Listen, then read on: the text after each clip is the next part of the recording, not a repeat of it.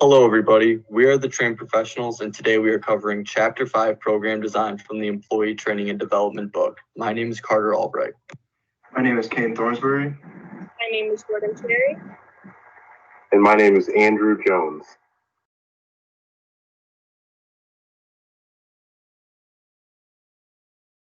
Program design is the key to building a successful and useful training program. Program design is defined as the organization and coordination of the training program. And to increase our chances of the training program being effective, trainers and program designers need to be sure to take the program design process seriously. Our text recommends following 3 phases while creating a training program: pre-training, the learning event, and post-training. And the main goal of program design is to ensure that we're creating a learning event that supports the learning and transfer of training. During phase 1, or the pre-training phase, trainers are to focus on preparing and motivating our employees to attend the upcoming learning event, focusing on the mental preparation of our trainees. Are they comfortable? Do they have the skills necessary to be successful in the training? Are they motivated to engage and receive training? This phase can oftentimes be overlooked by organizations, as many organizations tend to jump directly into the learning event rather than making sure their employees are actually motivated to learn. If trainees are not motivated to attend their learning event, it's possible they will not take the training as serious and not engage as much, which could later affect the transfer of training. While preparing the trainees for the event, we also want to make sure we are creating a work environment that supports the upcoming training. This includes getting managers and peers on board with the upcoming training and making sure that trainees will have an environment where they will be able to and encouraged to practice the learned skills after their learning event is completed.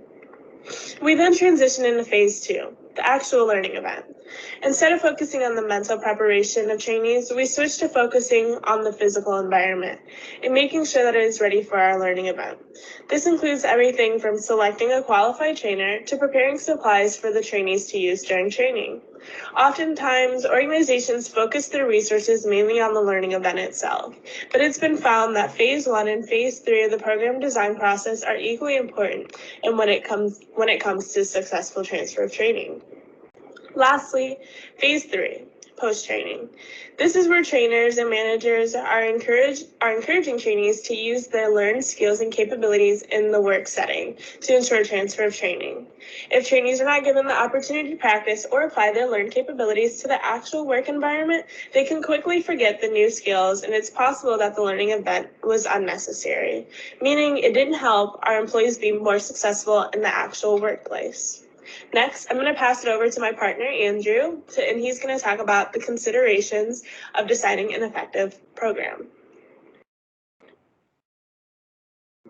Program design is the key to building a success. This slide goes over the 2 considerations in designing an effective training program.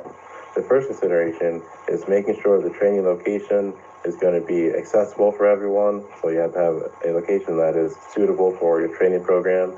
The second consideration is finding a trainer that has the knowledge to teach everyone what the training program is designed to teach them.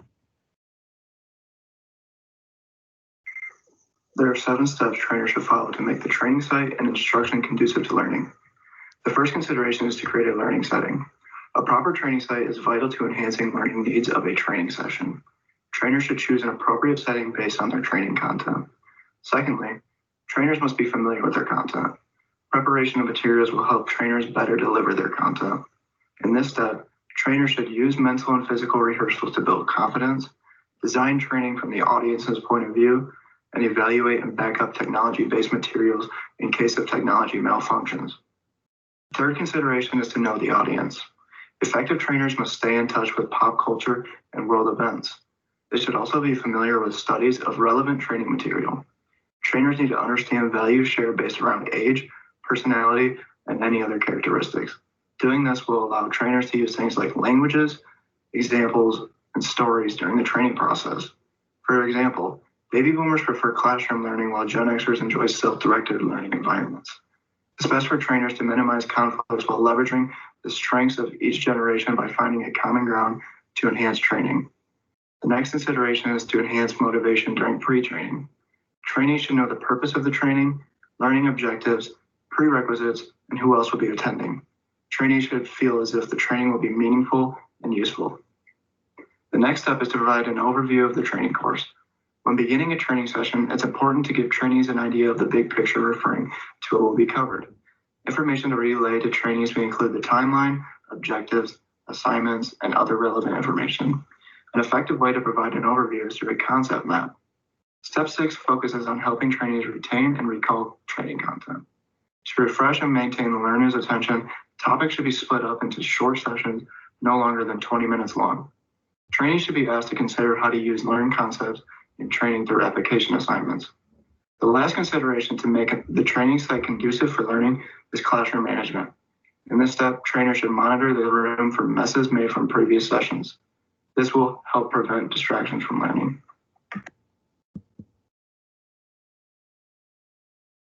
When discussing transfer of training, we will focus on two main forms of transfer, near and far.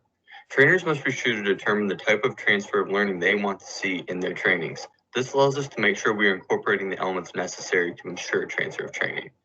Near transfer is when trainees are able to apply the skills and capabilities learned during training directly to work situations. When focusing on near transfer, we must be sure to include standardized procedures, processes, and checklists, as well as an explanation of any differences between training and work tasks. The other form of transfer of training is far transfer. This transfer can be applied to unique scenarios and unpredictable situations. If trainers are working to achieve far transfer, the program should emphasize teaching general concepts or key behaviors and general principles that might apply to a greater set of contexts. It is also important for trainees to be prepared for obstacles in their work environment before and after training. First, it is vital to stress self-management and personal goal setting. This encourages trainees to identify obstacles and overcome relapses in the transfer training process. Next, managers are important. When our managers are stressing the importance and involvement in the training for employees, they are more likely to participate and reciprocate the information. Managers also help create an environment where employees are able to apply and practice their skills and capabilities learned during the training itself. We also want to make sure that trainees are receiving peer support. This occurs when trainees agree to meet and discuss their progress, learn capabilities, and group think different scenarios. Lastly, we want to ensure our trainees have technological support. This is referred to as performance support system. This is a computer application that can provide skills, training, and easy information access and expert advice on a needed basis when learning to apply new skills to the job.